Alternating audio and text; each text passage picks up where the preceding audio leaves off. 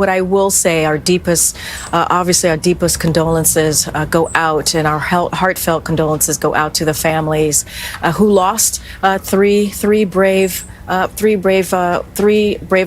folks who are military folks, who are brave, who are always fighting, who are fighting on behalf of this administration, of the American people. Obviously, more importantly, we lost those souls. Many things that made me incredibly proud to be at that podium during this historic moment. Again, this is a historic administration. I'm a historic figure, and I certainly walk in history every day. But I know that I've been giving everybody's second favorite diversity hire a lot of attention lately. But, I mean, what do we do? I mean, she's historic, right?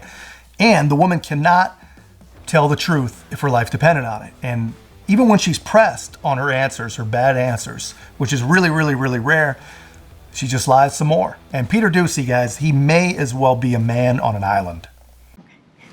Go ahead. It's been a while. Hi. Yes, hello. Where have you been? Just preparing for this moment. I think I'm going to disappoint you really badly if you've been preparing all this time for this moment. It's not going to be that exciting, I'm pretty sure. Let's see. Karine, why do you think it is that more and more people polled feel like over time, President Biden is getting less and less mentally sharp? If she had any integrity at all, like any, if she understood how to talk to people or even just purely understood people, right? She would probably say something like, Peter, he's 81 years old. He's not going to look, sound, or act as sharp as his 55-year-old self at all times, right? And I think conspiracy theorists would be running wild if he was. This is just what you're going to get with an elderly gentleman. But that said, Peter, I can assure you he's every bit as capable and every bit as able as he's ever been, and his experience is unmatched. That's what I would have said. Something bogus, something fake, but the important thing here is not a provable lie. But she opts for provable lie because that's just what she does. I mean, she can't just fake it. She has to be full propaganda mode all the time. She's just programmed that way. Which poll is this? ABC has President Biden's rating for health since May down 5 points, and for mental sharpness down 4 points.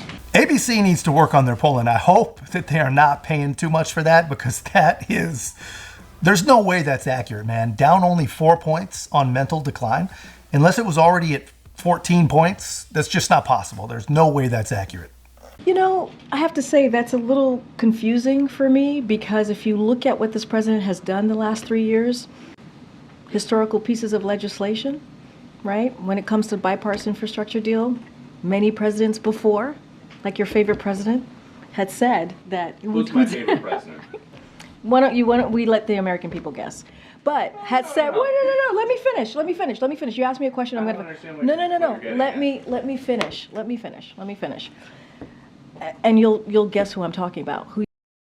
I think what she's getting at is this is just how tribalist, partisan puppets operate. She thinks that, tying a White House reporter to the idea that everything he's asking is because he loves Trump, that she can diminish what he's saying or what he's asking. No one could possibly take that serious. You can't trust Peter Doocy. His favorite president's Donald Trump. But she realizes, as he presses her on it, because he doesn't miss a beat, this guy, that was a childish and juvenile thing for her to do. But this is how they work, man. These people are not serious people. Used to say Infrastructure Week, which was a punchline, became a joke. And now we are seeing infrastructure decade because of this president. Infrastructure has basically been destroyed under this president. Nothing more than that. I'm going to put a link in the description to the White House's own map. It's an interactive map for infrastructure projects, and I promise you, go to that map, put in your own zip code, and you'll see millions, if not billions of dollars spent or promised to be spent in your area alone. And you will find nothing substantial. No real infrastructure, lots of human infrastructure, whatever Mayor Pete liked to call it, lots of environmental impact stuff, but nothing you would ever imagine when they're telling you that he's brought on infrastructure decade. It's a pocket-lining, money-laundering scam, and all it is, more than that, is a PR project. There's the Chips and Science Act, right? There is the Inflation Reduction Act. These are legislation that is going to have a difference for generations to come. right? And so this is something that this president has done. That's pretty sharp for this president to have been able to do that. Let's look at the economy. The economy now, unemployment is under 4%, 14 million jobs created. The economy is in a better place than when it was when he walked in. That's just a fact. That's just the data. And we're seeing consumer sentiment is going up. And we saw just in December how people spent more. And we hadn't seen that in some time. So I think you needed a president like President Biden to get that type of stuff done. Holy hell, man, stop the press. Because of Joe Biden, people spent more money in December? That's freaking incredible. I don't think that's ever happened before. Joe Biden created a Christmas boom. Guys, that's impressive. We should all be happy about that. Obviously, that is incredibly ridiculous. That is completely bogus. Almost as bogus as the rest of the stuff she says. You know, that 14 million jobs thing? Guys, how sad is it that so many people believe that? I'm not going to oversimplify things, right? But they essentially stripped away jobs from people, lit a whole bunch of fires, put out the fires, and then gave everyone their jobs back, their old jobs back. And the ones who couldn't go back because their company actually got burned down in the flames they set, well, those people were lucky if they got 2 or 3 other jobs to replace just that one lost job. Now, obviously, we should all be very, very thankful and very, very happy that people are back to work. That's not the point. But I promise you, there is nothing economically remarkable about any of that. Someone who's had Senate experience, someone who was the VP, Vice President under President Obama, obviously, and someone who has been a pretty effective president over the last 3 years. Okay, following up on immigration, authorities in Fairfax County, Virginia, ignored an ICE detainer. They released an illegal immigrant from Honduras who was charged with sexually assaulting a Virginia minor and production of sexual abuse material. Doesn't that go to show that as record numbers of people appear at the border, you guys have no idea what kind of people are coming into this country? Let me just say, first of all, this is why the president is having negotiations with the Senate, senators, Republicans and Democrats, right, for the past couple of weeks to deal with what's going on with the border security, right, as it relates to border security. This is why the president on day one put forward a comprehensive immigration plan that more than 3 years now, Congress didn't do anything about. But he's appreciative that we're having these conversations in the Senate. We've deployed additional troops and federal agents to the border who have, by the way, returned more than 482,000 individuals since May. That's what we've been able to do. We've led the largest expansion of lawful pathways and that we haven't seen in some time. 482,000 people returned.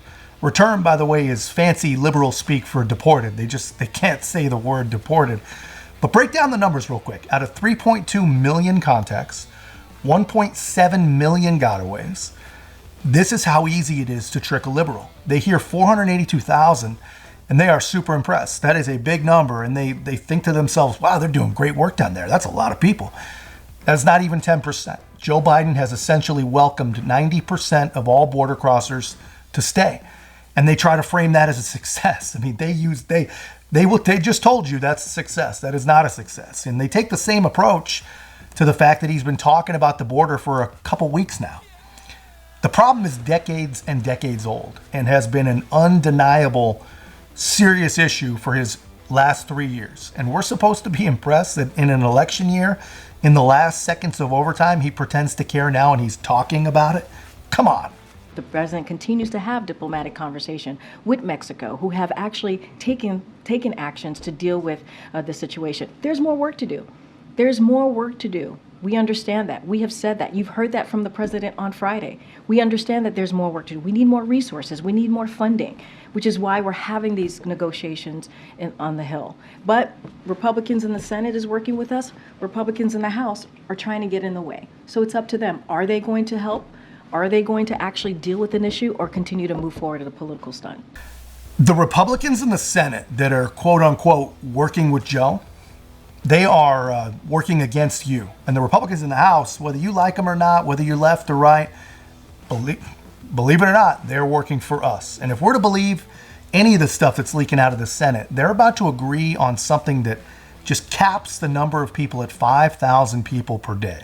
and then somehow magically locks the border. But just put Biden's 90% to that, right? That's 4,500 people a day that will get to stay in this country forever.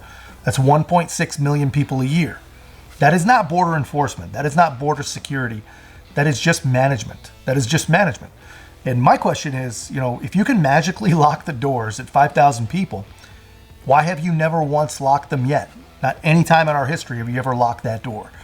That's not an immigration bill, man. But the only thing that I've heard that sounds even halfway positive is somehow increasing the immigration courts to get asylum claims adjudicated in, I think they say 6 months instead of 10 years. That, I don't know how they would do that, but that would be fantastic. But guys, those people are not working with you. They are working against you. But anyway, this is why this problem will never get meaningfully addressed as long as we have current leadership. We have got to get rid of the Biden administration at the earliest possible opportunity. And I used to believe, until recently, I used to believe that the only way to really wake up a liberal was to give them exactly what they advocate for, exactly what they've asked for. But that hasn't worked. People still cannot see how screwed up their pie in the sky, virtue signaling bad ideas are. And people are literally dying. Both Americans, our citizens from overdose, and migrants in our deserts and in our rivers and at the hands of their captors. People are really dying now. And the people we have in office, they are not the ones to fix it. But anyway, that's just my take, guys. Let me know yours in the comments. And don't forget, man, help the channel grow. It's going to be a big year for Conservative Voices. Make sure to like, comment, subscribe. Most importantly, share the channel. I'll see you in the next one.